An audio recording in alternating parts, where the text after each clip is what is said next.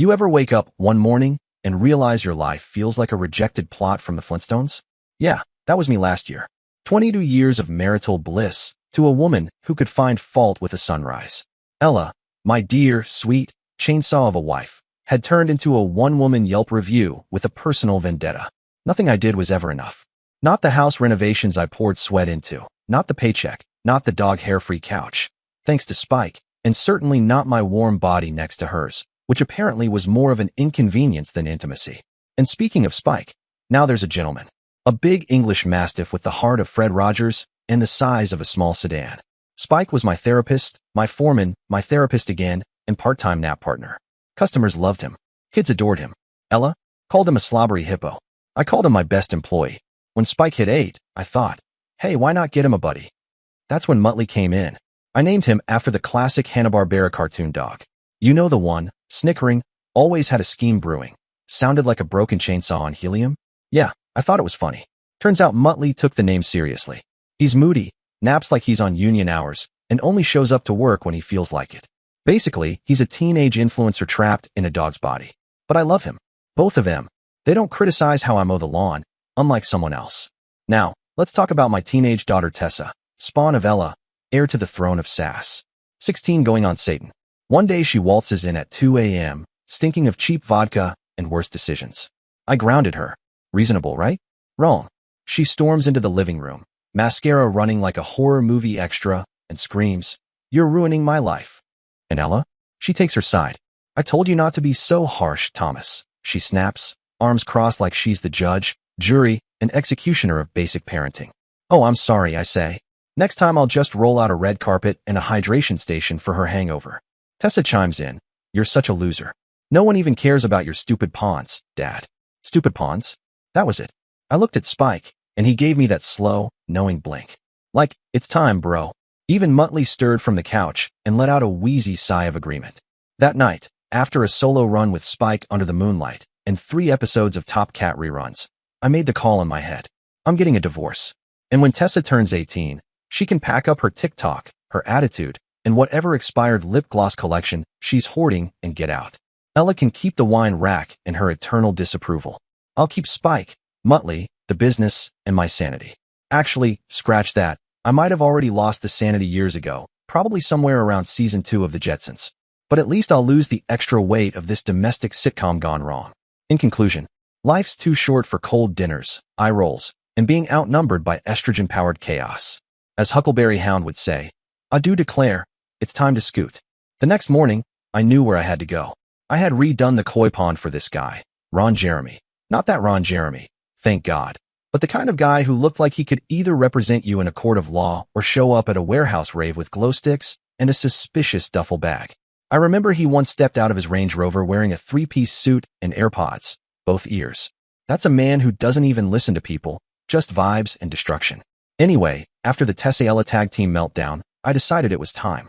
So I dusted off Ron's card taped under the fridge magnet that reads, "Don't talk to me before coffee," or after it, and made the call. His office was inside a strip mall that had a psychic, a vape shop, and a dental clinic with broken blinds. Classy. I walked in, and the whole place smelled like cologne, litigation, and regret.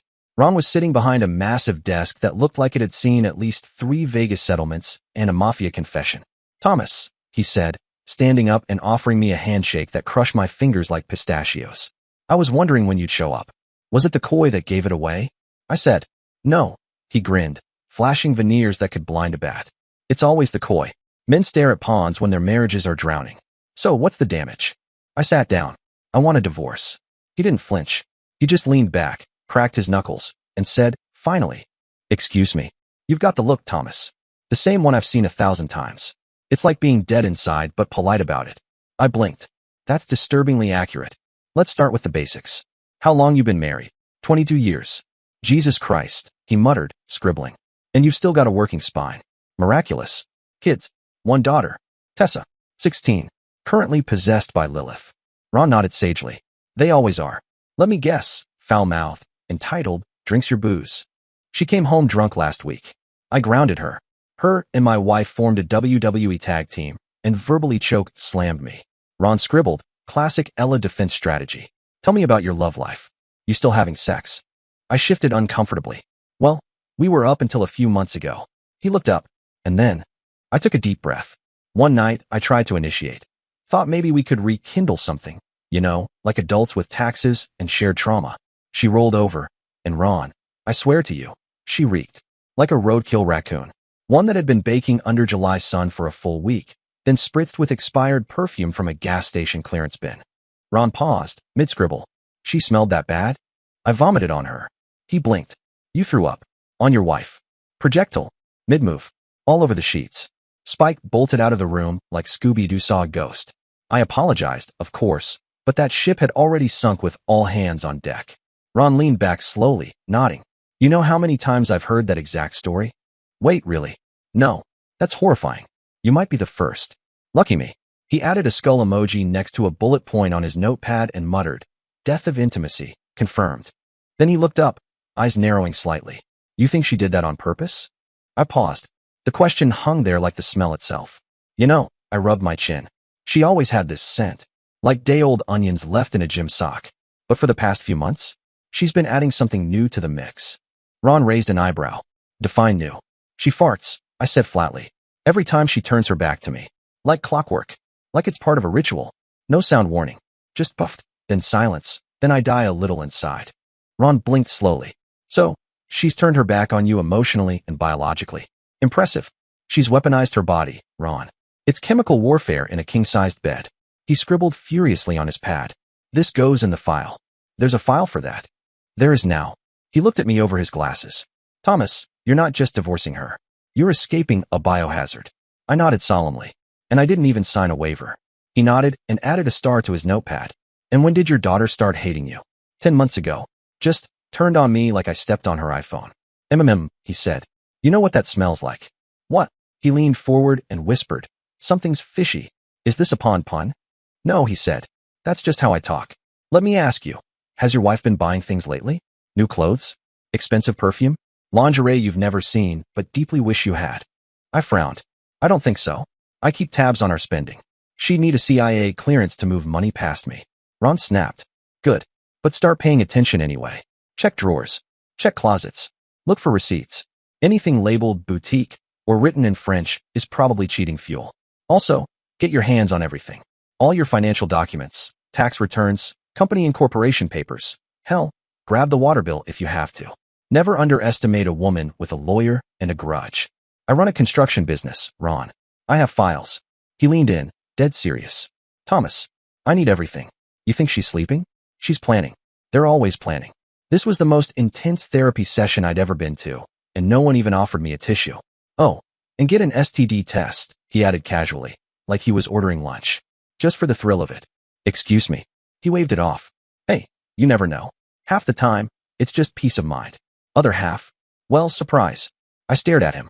You're like if Judge Judy and Tony Montana had a love child. He grinned again. And that love child got a law degree. Now go home, start digging, and act normal. Define normal. He pointed at me, like a man who's still married. Confused, angry, and slightly constipated. I stood up, shook his hand again, and turned to leave. Oh, and Thomas? Yeah. He put on his sunglasses, indoors, and said, Don't trust anyone who doesn't like dogs. Especially your wife. When I say I handed Ron everything, I mean everything. Tax returns, company documents, electricity bills, Ella's nail salon punch cards. I even gave him the warranty papers for our washing machine in case he wanted to sue it for emotional distress. I dropped the fat manila envelope onto his desk like it was the Ark of the Covenant. Ron didn't flinch. He just looked up, nodded, and said, Good. Now we go nuclear. Then he introduced me to our asset on the ground, as he called it, a private investigator. A legend in the field, apparently. Thomas, meet Willie B. Hard again. I blinked. Excuse me. Ron repeated without a hint of irony. Willie B. Hard again. I nearly choked on my coffee. I stared at this wiry man in a trench coat who looked like he lived in his car and ate only beef jerky and secrets. You're joking, I said. No, Ron said, completely serious. He's the best. Hasn't smiled since '98. Found a senator's second family in under a week. Willie gave me a curt nod and scribbled on a notepad that looked older than my business. Need everything. Wife's schedule. Daughter's habits. Dog walking routes. Favorite grocery aisle. Let's bring this house down. I gave him the details, all the while trying not to laugh like a lunatic at the fact that my marriage was now being investigated by someone named after a bad pun in a very specific category of film. A week later, I got the call. "Thomas," Ron said, voice smooth like a jazz funeral, "get down here." Willie delivered. So I marched into his office, STD test in hand, like it was my VIP pass to the clean club. "Clean," I said, slapping the results on his desk. "Not even a cold sore." Ron smiled like a proud father. "Good. That's one grenade you don't have to hold." Then he pulled out a folder thicker than my high school yearbook. "Now sit down. Things are about to get theatrical." I sat. He opened the folder and started flipping through photos, printouts, highlighted texts. "Your wife's phone," he said. "Clean as a nun's Netflix history. Nothing suspicious." I furrowed my brow. "So she's not." "Wrong," he cut in. "She's smart. Sneaky. She's been using Tessa's phone." I blinked. "My daughter's." He slid over a transcript. "To carry on an affair with a man named," wait for it, "Brian James McThrust." I stared at the name. Long hard. "McThrust," I said, voice cracking. Ron nodded, deadpan. "Yeah, McThrust." I dropped my head into my hands. I don't know if I should cry or take up stand-up comedy. "Oh, it gets better," Ron said, tapping another sheet. "We found out why your wife's been smelling like something that crawled out of a bog. She's got trichomoniasis." I recoiled. "She what?" Ron slid me a copy of medical treatment records. "Yep. Willie got them. Apparently McThrust had it too. He bribed the clinic to keep things under wraps. We're going to sue them." I was still stuck on the word trichomoniasis, like it was an eldritch spell. "So I vomited on her during an outbreak." "Great. Add that to my list of traumatic memories."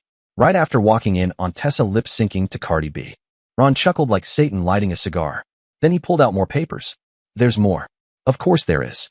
"Your daughter," he continued, "is very involved with McThrust." I narrowed my eyes. "How involved?" "She calls him a father figure." Repeatedly. "Here, this one's from June. Happy Father's Day, Brian. Love you." He handed me the text. I stared at it. "She's never wished me Happy Father's Day. Not even a cheap card." Ron leaned back in his chair. "Because she doesn't see you as the fun parent anymore. He's rich. Ella's lover. Probably buys her iced lattes and lets her curse in the car." I stared out the window. Everything felt like a deleted scene from a very tragic episode of The Jetsons. Ron steepled his fingers. "So, what do you want, Thomas?" I looked at him. The man, the myth, the divorce god. He sat there like a mob boss with a law degree and a taste for carnage. I took a deep breath. "I want my dogs. I want my house clean. And I want my business. The rest? It can go to hell. Preferably first class." Ron grinned wide, scribbled on his pad, and said, "Then let's burn it all down, King." Next thing I knew, he was dialing someone named Miss Vengeance and asking her to prep the paperwork. God help Ella. And McThrust.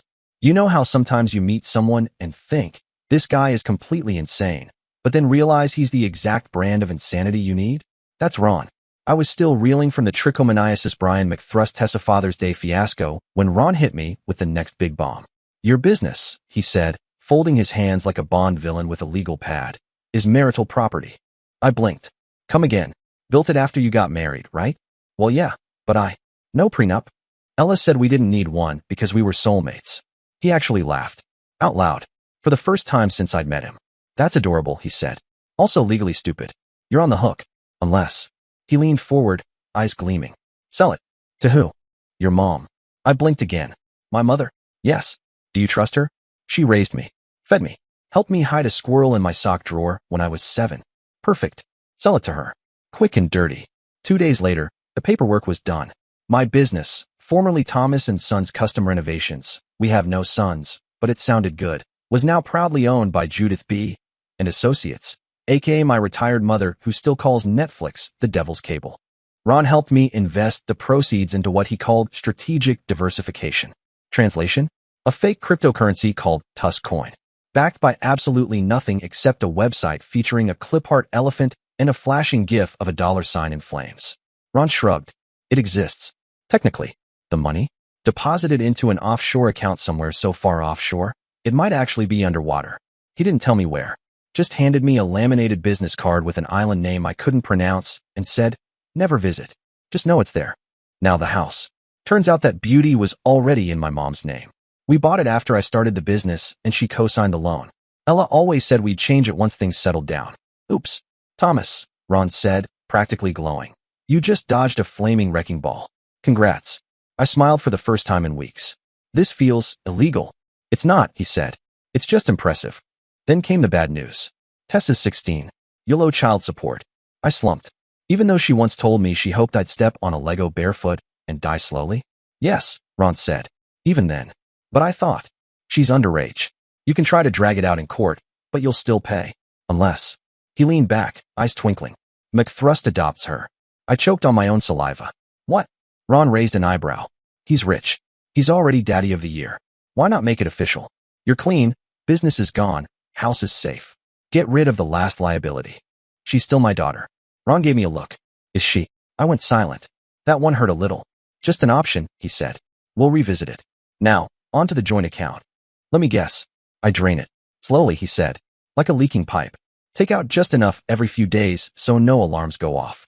Use the ATM, mix it up. Be subtle. So for the next 5 weeks, I took out money like a raccoon raiding a vending machine. Small amounts. Careful patterns. Like I was feeding a very lazy slot machine. Every time, Ron handed me a receipt. These are purchases, he'd say. Business related. What business? He smiled. Oh, your mom's. The receipts were for equipment. Heavy-duty power tools, industrial sealers, fancy air filtration units. Only, they didn't work. None of them. Ron had bought the entire inventory from a junkyard run by a guy named Grumpy Dave, who looked like he slept in an oil drum and thought receipts were government voodoo. Bought it all for 2% of original value, Ron said proudly, and listed them for 200%, just in case. And if they ever check, they'll think you're expanding operations.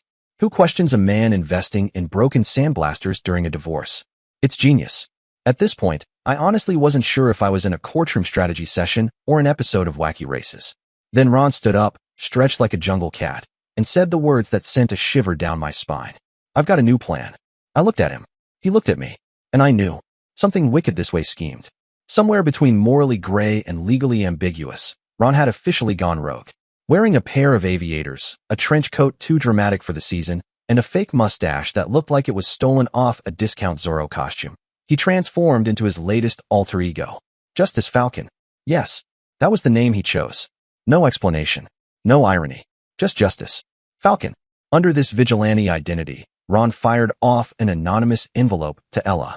Inside, crystal clear photos of her romantic moonlit canoodling with Brian James McThrust, taken by the ever-reliable PI, Willie B. Hardigan, who had reportedly hung upside down from a tree to get the shots.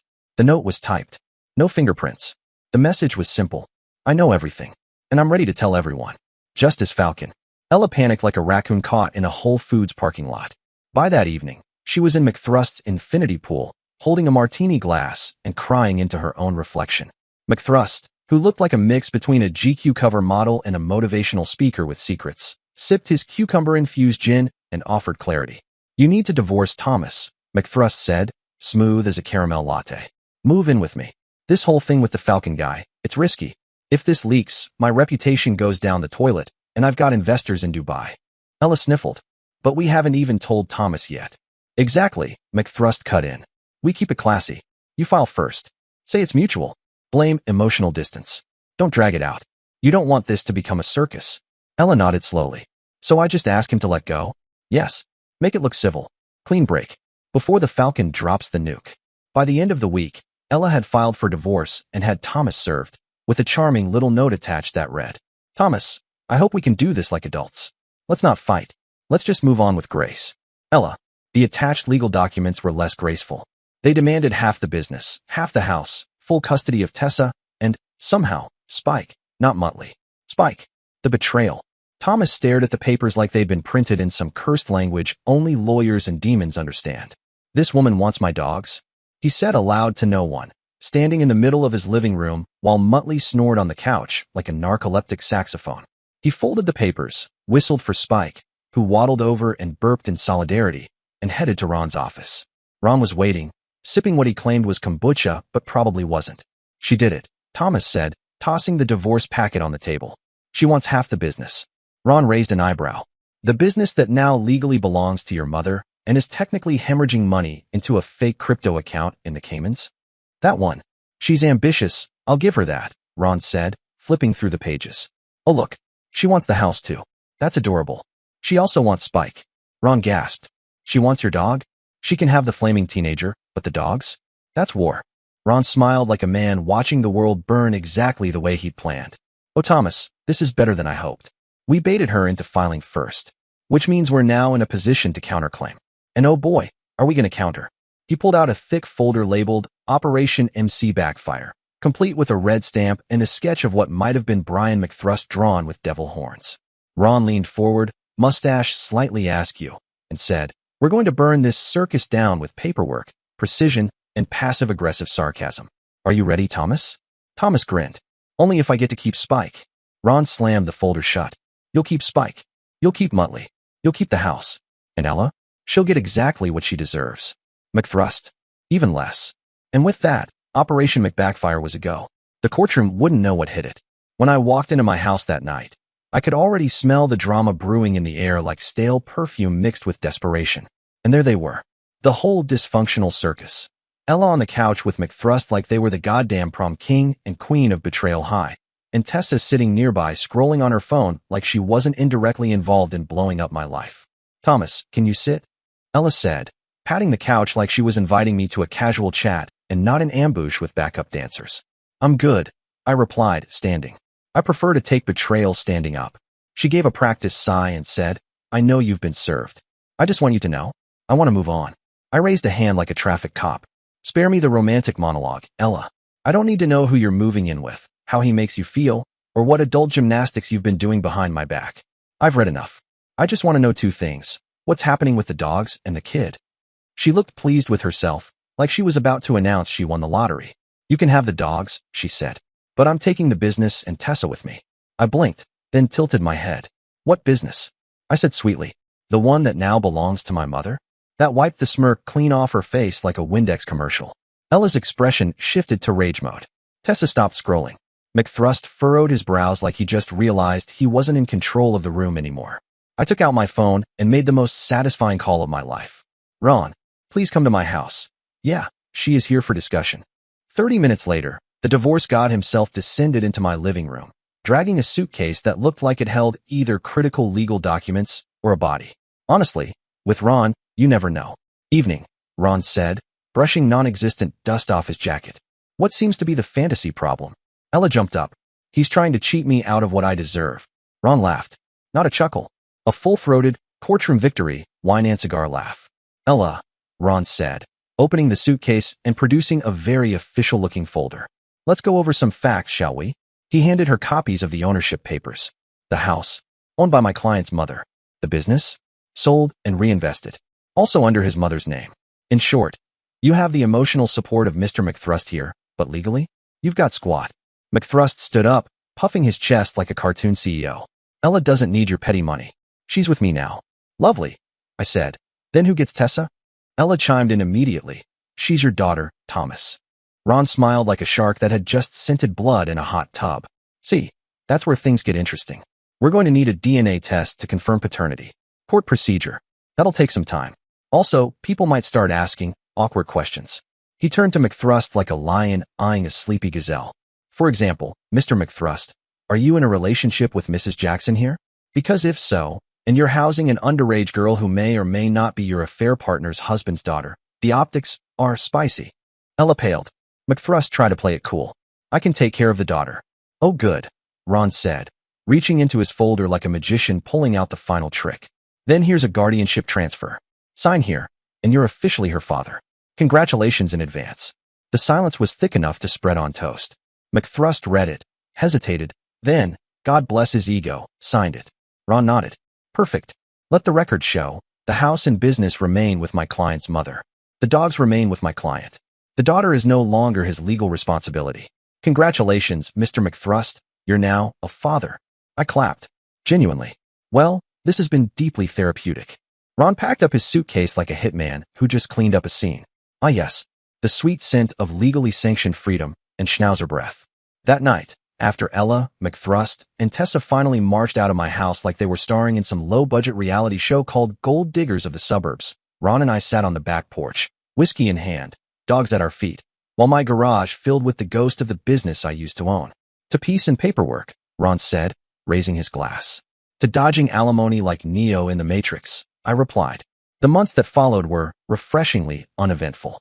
I shipped every single one of Ella's throw pillows, essential oils, and coffee table books titled things like Manifesting Your Inner Queen to McThrust's mansion. Tessa's neon pink gaming setup, her 17 boxes of clothes, and a mirror that talked were also neatly packed and sent off. The house, mine. The dogs, mine. The business, my mother's. And still technically mine, if you squint hard enough and use a little imagination. I woke up every morning to snoring dogs and silence. No Ella. No hormonal teenage angst. Just eggs, bacon, and Judge Judy reruns. Bliss. Then came the big D-Day, divorce day. We stood in front of the judge, and Ella wore her best I'm a victim face. McThrust wasn't there. Probably too busy learning how to install a panic room. The judge looked over the documents Ron had prepared with the kind of precision normally reserved for federal agents. Then he simply nodded. Divorce granted. No alimony. No child support. Custody rights terminated. Both parties may now go on and make very different kinds of mistakes. I wanted to high-five Ron in that courtroom, but settled for a solemn, satisfied nod. Classy. That evening, things got spicy. Every news station from local to national decided to jump on the Trainwreck Express. Wife leaves husband for millionaire businessman. Alleged affair shocks suburbia. They ran side-by-side pictures of Ella and McThrust looking smug at some gala, and one of me looking like a war-torn raccoon dragging two labradoodles out of a courtroom. Social media loved it. One tweet read, "Girl boss turned gold digger? McThrust better keep his receipts and a prenup." Another said, "Can't believe she left her husband for dollar store Elon Musk." Even Tessa was trending. Spoiled teen gets private jet and attitude adjustment. Watch episode 4. Of course, none of it really mattered until it hit McThrust's wallet, which it did, like a wrecking ball dipped in moral outrage. Investors started dropping out like flies. The church ladies boycotted his next fundraiser. Some PR rep released a statement that basically read, "We stand for family values." This ain't it. 5 months in, Mr. Thrustalot, now married to Ella, found himself drowning in scandal, sipping bitter lattes, while Ella transformed from arm candy into a full-blown dragon wife. Apparently, she had opinions, and a vision board, and mood swings timed to cryptocurrency charts. Tessa? Oh, she had fully evolved. Think Paris Hilton meets Thanos, snapping her fingers and expecting Gucci to appear. One afternoon, Ron called me while I was pruning my bonsai tree and feeding dog biscuits to my poodles. "You heard the gossips?" he asked, chuckling. I did. McThrust now working round the clock. Ella's allegedly emotionally disappointed, and Tessa just got banned from another prep school for attitude violations. He laughed harder. "You dodged a nuke, my friend." "No," I replied, leaning back on my recliner. I gift-wrapped that nuke and mailed it straight to McThrust's doorstep. And then I took another sip of my whiskey, raised it to the sky, and toasted the quiet. Because sometimes, the best revenge is doing absolutely nothing, while your ex combusts in high definition. 6 months later, McThrust sat on the edge of his grand king-sized bed, which now felt more like a shared prison bunk, staring blankly at the monogrammed pillow embroidered with the words, "Bless this mess." The irony wasn't lost on him. Ella was in the bathroom, doing what she always did, loudly criticizing her pores, the lighting, and, occasionally, his existence. "I swear to God, Brian," she called out, "if you used my silk towel on your face again, I'm going to scream." He muttered under his breath, "You already are, darling." From the diaphragm. There was a time when McThrust had dreams. Real, golden dreams. Big business, classy women, and tropical vacations with umbrella drinks. Instead, he was now listening to Ella complain about her exfoliator while her teenage daughter Tessa roamed the house in a cloud of passive-aggressive entitlement, shopping online like Bezos owed her money. He took a deep breath. It was time. Time to dump Ella. Hard. But then, there was Tessa. Not biologically his, but legally adopted. He was the caregiver. That glorious title he had once foolishly accepted like a man taking in a lost puppy, only to realize it was a high-maintenance raccoon with Wi-Fi access. And if that wasn't enough, there was the prenup. McThrust had been smart, at least financially, when he drew it up. The prenup clearly stated that Ella would get minimal support only if she cheated. But here's the cruel joke of the universe. Ella never cheated. Not even emotionally. She was like a prison warden who stayed faithful to the inmates just out of spite. Brian had once believed that falling in love with Ella was like discovering fire. Dangerous, exhilarating, and slightly addictive. Back when she was still legally tied to Thomas, the affair was wild. Forbidden passion, whispered secrets, wine-fueled nights at cheap hotels that smelled of Lysol and regret. Ella was magnetic, unpredictable, and, most importantly, not his problem yet. But oh, how things change. Now that she was his problem, legally, emotionally, and aromatically, Brian was beginning to suspect he'd made a catastrophic error in judgment. Their once steamy romance had evolved into something far less poetic. Less Romeo and Juliet, more Shrek and a reluctant roommate. She now roamed their home in what appeared to be her natural state, draped in layers of overgrown body hair resembling a Himalayan bear mid-hibernation, and feet that could sand a hardwood floor. Personal grooming had become a nostalgic memory, like Blockbuster or dial-up internet. And then, there was the farting. Not the accidental, blush-inducing kind. No, Ella had developed a habit. A ritual. She would turn her back, angle slightly, and let one rip like a jazz soloist on an off night. Then she'd walk away, usually toward the kitchen, leaving behind a silent but deadly cloud of despair. Brian, no fool, had adapted. He now slept with a citrus-scented room freshener on his bedside table. A sleek, neon green canister labeled Tropical Escape. It didn't so much eliminate the smell as fight it with louder noise, the olfactory version of shouting over someone mid-argument. One night, the inevitable happened.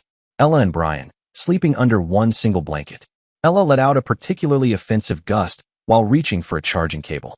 It wasn't just a fart, it was a chainsaw fart, the kind that started with a sputter, ramped up into a full-blown chainsaw sound, and ended with a tragic little wheeze, like a dying weed whacker giving its final breath.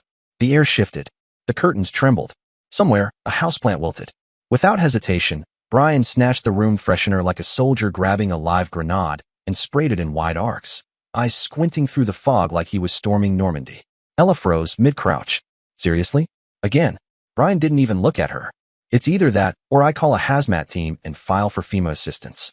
She turned to face him, her face somewhere between rage and wounded pride. Do you have any idea how humiliating it is when you do that? Brian shot back. Do you have any idea how humiliating it is when I have to explain to guests that the smell in our hallway isn't a dead raccoon, but just your digestive process? She stood upright, face red, not from shame, but fury. You are so dramatic. It's just air. Brian gave her a deadpan stare. Air. Ella, air doesn't have weight. That fart hit me in the chest. I blacked out for a second. I saw my ancestors. She crossed her arms. You didn't complain when we were hooking up behind Thomas's back. Yeah, because back then you smelled like vanilla lotion and poor decision-making. Now you sound like a Harley Davidson starting in a sewer. I'm a survivor, he shot back. I've had to chew gum with my nose. She rolled her eyes, mumbling something about natural body functions and toxically masculine air fresheners before storming off. Well, shuffling off, wrapped in a faded bathrobe that used to be white and now was somewhere between pale oatmeal and unresolved trauma. Brian lay back down, eyes on the ceiling, the citrus mist still lingering in the air. He sighed. And they say romance is dead. No, it got suffocated. The room was silent again. Some days Brian muttered to himself. So, he sighed to himself. If I divorce her, she gets endless alimony. If I stay, I get slowly devoured one complaint at a time. Cheaper to keep her. Ella emerged from the bathroom, wrapped in a towel, her eyes scanning him like a hawk. Why are you just sitting there like a broken garden gnome? Just reflecting, he replied. On what? On my sins, he muttered. And the fact that I'm living in a discount soap opera. She rolled her eyes. Well, you could at least take out the trash. He blinked. You mean metaphorically or? Both. McThrust stood up slowly. You know, Ella, sometimes I imagine I'm in a coma, and this is all just a fever dream. Ella didn't laugh. She never did. He walked to the kitchen where Tessa was lounging on the couch, scrolling through her tablet and casually ordering a limited edition anime beanbag. That's $3,200, he said, eyes wide. Yeah, but it's imported, she replied flatly. He opened his mouth to argue, then closed it. What was the point? He had reached the mountaintop of regret, and from there he could clearly see the two valleys below, one full of legal fees and alimony payments, the other full of rice cakes, silent dinners, and being corrected on the proper way to fold bath towels. McThrust poured himself a drink. Here's to love, he whispered. And how it slowly dies, one passive-aggressive text at a time. Now let's get back to Thomas. It had been a rather ordinary Thursday night until fate, or maybe just bad karma in a three-piece suit, decided to throw me some free entertainment.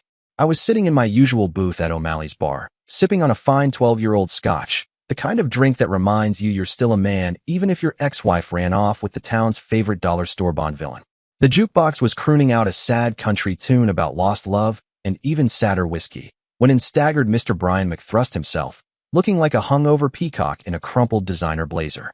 He spotted me instantly, must be the aura of peace and freedom around me, and made a beeline to my table like I was a lifeguard and he was drowning in domestic despair. You, he slurred, pointing at me as dramatically as a toddler declaring war over a broken cookie. You ruined my life. I raised an eyebrow, took a sip, and motioned to the empty seat across me. Come sit. Let's unpack this. I do love a good tragic comedy. He sat, more like collapsed. The man looked like a broken Roomba that had finally lost the will to clean. His tie was askew, his eyes bloodshot, and his cologne was doing hand-to-hand combat with something darker. You knew she was toxic, McThrust groaned, slumping over my table like a dying walrus. You knew she was crazy, and you just handed her over like she was leftovers.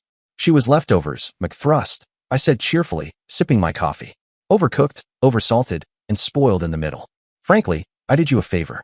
He sat up just enough to look at me, the haunted gaze of a man who had seen and smelled things. She farts when she turns away, Thomas. Like on purpose. There's a timing mechanism to it. She'll say something like, I'm just going to the bathroom, and then bang, chainsaw fart. Right in my direction. Then she pretends it never happened. I try not to laugh, but my beer nearly shot out my nose. Yeah, I said, nodding. The old stealth bomber routine. Classic Ella. It's not stealth, he snapped. It's a full-on biological attack. I sleep with Febreze on the nightstand. Febreze, Thomas. Do you understand the level of defeat that requires? Oh, you'll get used to it, I said with mock sympathy. Stockholm Syndrome will kick in. Just don't resist. Breathe through your mouth. He looked like he was going to cry. Or vomit. Possibly both. Do you think she needs a doctor? He asked, voice quivering. No, I said. She needs an exorcist. McThrust let out a whimper and slumped forward again. I patted his shoulder. You married it, buddy. You break it, you buy it. He groaned into the table. I think my soul just farted.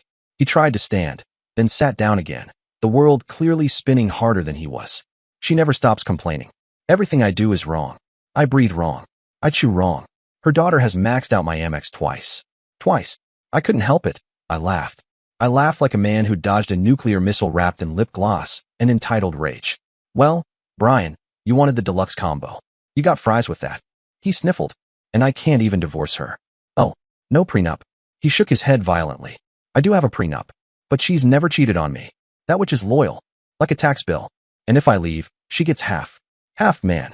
Of what's left. I gave him a sympathetic nod and patted his shoulder. So you're telling me it's cheaper to keep her? He looked like he'd just swallowed a cactus. Yes. He tried to lift his glass, but ended up tipping it into his lap. Then, without any more warning, he slid off the chair and onto the floor like a sad, melted crayon, tears streaming down his flushed face. I had a yacht, Thomas, he wailed. Now I have to budget. I bought organic kale last week. I don't even like kale. She made me fire my driver. He sniffled. She makes me do yoga, Thomas. At sunrise. And if I fart during downward dog, she accuses me of sabotaging her sacred space. This from the woman who sounds like a Harley Davidson every time she bends over. I couldn't help it. I snorted. Then he looked at me with the sad, dead eyes of a man who's considered faking his own death just to avoid brunch. Thomas, please. Can you take her back? I'll pay you. Anything. Name your price. Just marry her again. Undo this hell. I leaned back, crossed my arms, and stared at him like he'd offered me a flaming porcupine sandwich. Marry her again? I said, buddy, I'd rather French kiss a blender. You made your bed. Now sleep in it, with your Febreze and your emotional trauma. His bottom lip quivered. What if I throw in the pool? I laughed. What? The pool you just learned doesn't clean itself. Tempting, but no. He looked genuinely heartbroken. You're a monster. No, I said, sipping my drink. I'm a survivor. The bartender looked over at me like, is this your circus? Is this your clown? I just shrugged. Not mine anymore. He married the ringleader. Eventually, McThrust picked himself up, wiped his tears with his sleeve like a broken-hearted Disney princess, and wobbled toward the exit. He paused dramatically at the door and looked back at me. I hate you, Thomas. I raised my glass in his honor. Join the club. Meetings are on Wednesdays. We serve pizza. He stumbled out into the night, his shadow long and pitiful under the flickering streetlights. I paid my tab and walked home under a clear sky, stars twinkling like cosmic laughter. When I got home, my boys, 2 golden retrievers and a very spoiled mutt, were waiting at the door, tails wagging like metronomes of unconditional love. I dropped to my knees and hugged them all at once. Thank you, God, I whispered as slobber hit my cheek. For dogs, and for dodging that bullet. No alimony, no brat, no kale, just whiskey, dogs, and peace. Heaven. Dear listeners, please share your thoughts in the comments section below and don't forget to like, share, and subscribe.